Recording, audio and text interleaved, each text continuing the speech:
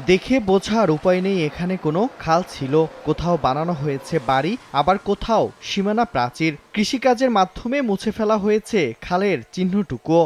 ৮ kilometre দীর্ঘ খালের বেশিরভাগই দখল নিয়ে করা হচ্ছে ধানসহ অন্যান্য ফসল চাষাবাদ। ১৯৮৯ সালে কুড়িগ্রাম সদরের সন্ন্যাসী এলাকা থেকে টগরাইহাট পর্যন্ত ৮ কিলোমিটার দৈর্ঘ্যের সন্ন্যাসী খাল খননের উদ্যোগ নেন শহীদ রাষ্ট্রপতি জিয়াউর রহমান। এরপর থেকে কৃষি জমির পানি নিষ্কাশন, স্বল্প খরচে সেচ সহ খালের নানা সুবিধা ভোগ করছিলেন স্থানীয়রা।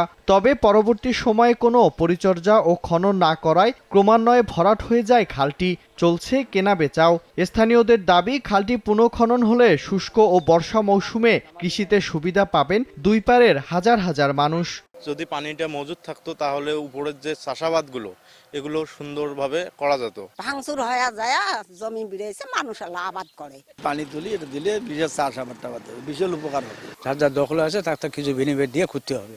আবার যে খাল খনন হয় তা মানুষের উপকার হবে। সন্ন্যাসী খাল সহ জেলার ৬টি খাল খননের প্রস্তাবনা পাঠিয়ে অনুমোদনের অপেক্ষায় স্থানীয় পানি উন্নয়ন বোর্ড। কুড়িগ্রাম জেলায় আমাদের বর্তমানে কোনো অনুমোদিত খাল খনন কার্যক্রম নেই, তবে খাল খননের আমরা প্রস্তাব প্রেরণ করেছি। সেই ডিপিপি অনুমোদন হলে আমরা কুড়িগ্রাম জেলায় টেন্ডার কার্যক্রমের মাধ্যমে সেই খাল খনন কার্যক্রম শুরু করতে পারব।